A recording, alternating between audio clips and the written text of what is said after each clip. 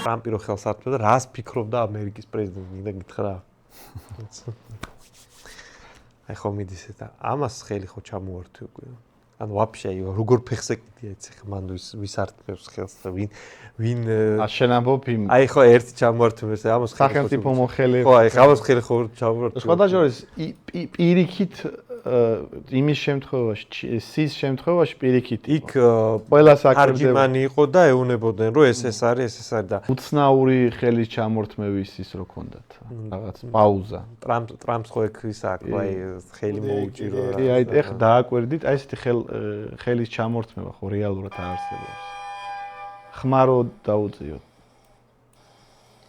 ანუ აი დააკვირდი ხო სინამდვილეში აქ რა ხდება გეტყვი ტრამპს ახასიათებს მაგას თავის წიგნშიც აქვს ეგ დაწერილი და არაერთხელ ნათქვამიც აქვს რომ საერთოდ პირველი შეხვედრის დროსო ეგრევე აგრესიული შტაბ-ეშჩილება უნდა დაუტოვო კაცს და ხელის ჩამორთმევა არისო ამისთვის იდეალური საშუალება. ანუ კაცს უნდა ჩამოართვაო ყოველთვის ისე. უნდა მოკაჩო. და უნდა მოკაჩოო თავისკენ. და ანუ ცხადი ახლა სის ეგ არ გამოეპარებოდა და არა ეგ თან ცნობილი ცნობილია კი რომ აი მაკრონს უჩალიჩებს ხოლმე დააკვირდე მაკრონი ყავს მაგას კი მოუძებნი მაგას მაკრონთან ნახე და ანუ სი მომზადებული და ანუ იმან ესეთი რაღაცა კუნფუს ტექნიკა ენერგია გამოიყენა შინაგანი ენერგიით ხელი დაიწვა სის ენერგია და მე აი ესე მათ გონებაში მიმდინარეობდა ხო და აი მე ხარ რომ ვაკვირდებოდი შოთა მე ხარ აჩართო გეტყვი რა აი ხო არის კინო რო არის რაღაცა ჩასაფრებული ვეფხუჩინარი დრაკონი ანუ შენ ხა ეგრე წარმოგიდგენია რომ ესენი ერთმანეთს უყურებენ და რეალობაში რაღაცა კონფუმი ჩემი აზრით გადაიხდა მაგაზე პატივისცემის მიუხედავად კინოს ტრამპი ცოტა დაბნეული მომეჩვენა მაგ სტენდის დროს კი ბიჭო აი ეს გავიგე აი როგორ დახვდნენ ეს ხელის ჩამორთმევა და ბოლო რაზე იყო კაცი? გეტყვით რაზე იყო საუბარი. ალბათ დააკვირდებოდით თქვენც და ჩვენი მაყურებელიც, რომ ძალიან დიდი დელეგაციით ჩავიდა ამერიკის პრეზიდენტი. პრაქტიკულად მთლიანად ყველა მთავრობის წევრია და სამდღიანი ვოიაჟი. ილონ მასკი ყავდა ჩაყვანილი. ილონ მათ შორის კერძო ბიზნესის წარმომადგენლები. ეგ სხვათა შორის იმ ადამიანების გასაგონად, რომლებსაც გონიათ, რომ ამერიკაში ფრი მარკეტია და ილონ მასკმა თავისი რაღაც ბიზნეს ხვატკით და გენიალურობით მიაღწია იმ მილიარდებს, რაც გააჩინა. ჩვეულებრივად სახელმწიფოს ერთ-ერთი მონაწილეობს. ხო და თან ეგ თვითონაც აღიარეს, ტრამპმაც ერთხელ დაემუქრა, რომ შენო რა სუბსიდიებსაც იღებ სახელმწიფოსგან, მაგას ჩაგიხსნია, როდესაც რაღაც პატარა შილაპარაკები მოვიდათ, ხო, პატარა Twitter ომი რომ მოვიდათ, ხო და რაში ახლა საქმე? სინამდვილეში ძალიან ბევრი პრობლემა დაგროვდა ამერიკასა და ჩინეთს შორის. ერთ-ერთი ვერსიით, აი რატომ დაიწყო ტრამპმა ომი მაინც და მაინც ირანთან 28 თებერვალს.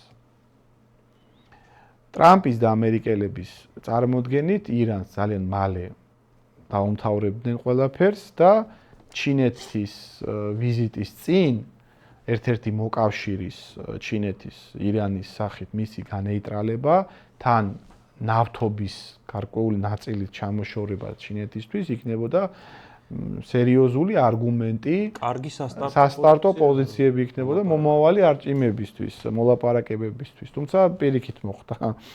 ირანის შემთხვევაში იმას უფრო მიეცა სასტარტო მდგომარეობა ჩინეთს უფრო მიეცა და ამერიკა უფრო ცუდ ფორმაში აღმოჩნდა.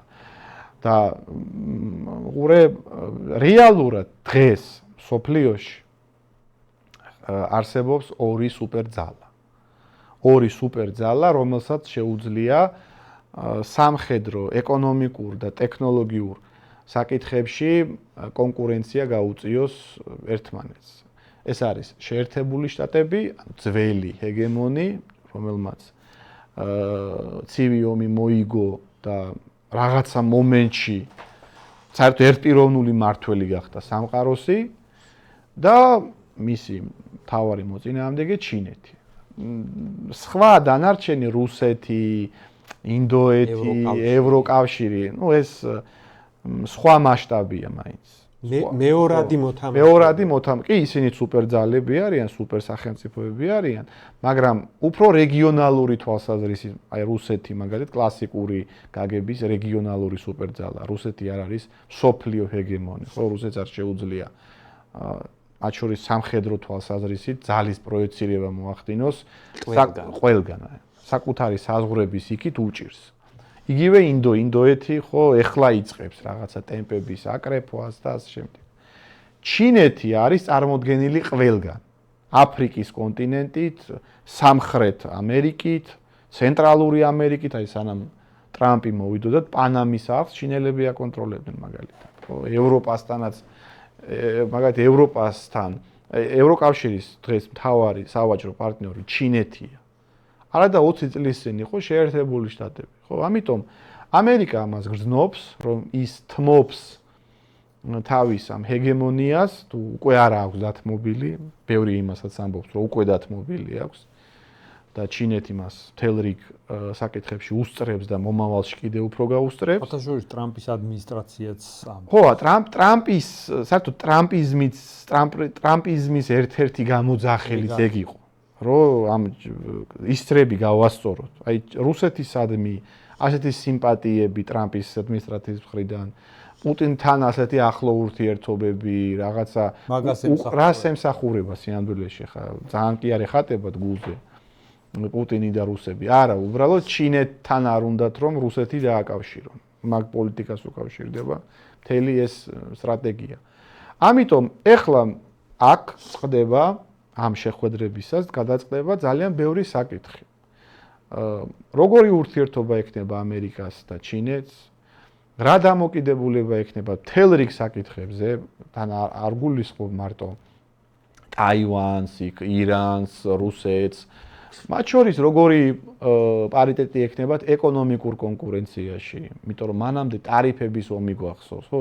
ტრამპმა სცადა ტარიფების შემოღების მეშვეობით ჩინეთის ეკონომიკისთვის ზიანის მიყენების მცდელობა. მაგრამ არ გამოუვიდა რეალურად, უკვე ეფექტი მიიღო. იმდენად ძლიერია უკვე ჩინეთი და იმდენად მისი პროდუქცია აუცილებელია, თან არ დაგვავიცდეს, რომ მთელ რიგ იშვიათ მინერალებს და მეტალებს, რაც აუცილებელია ჰაი-ტეკისთვის, აი მაღალი ტექნოლოგიებისთვის, მაგის ერთადერთი ექსპორტორი დღეს არის მარტო ჩინეთი. მთელი რიგი იშვიათი მინერალების. და ამ ვითარებაში ახლა როგორ გადაწყდება, ცხადია ჩვენ ალბათ გავიგებთ გარკვეულ შედეგებს რამოდენიმე დღეში, თუმცა მე როგორც ხვდები, ტრამპი მიხვდა თავიდან სადა, აი თავისი აგრესიული მაგა ზერგრაში რო ახასიათებს ხოლმე თავიდან რაღაცა შეუტევს, რაღაცა მაქსიმალისტურ რაღაც ლოზუნგებს ისვრის, თუ გამოუვიდა, აი ვენესუელაში გამოუვიდა მაგალითად, მაგრამ სადღაც არ გამოსდის, ხო, ირანში არ გამოუვიდა.